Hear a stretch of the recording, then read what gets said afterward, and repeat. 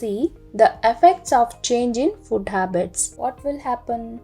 People fall sick easily, and poisonous chemicals enter the body due to the intake of tasty food instead of healthy food.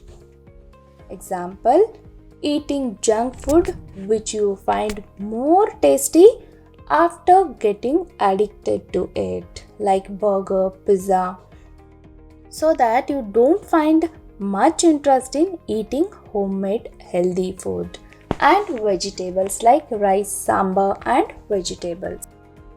Body is losing the power to fight diseases, and consumption of spicy food and junk food has given rise to obesity problems. Means obesity is a complex disease involving an excessive amount of body fat.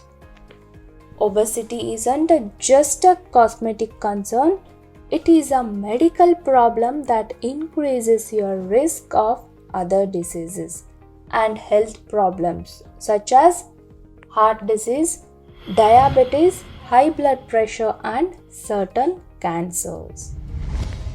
Now we'll see about ready-made food packets. Nowadays, food we eat is available in packets. While buying them, observe the following points.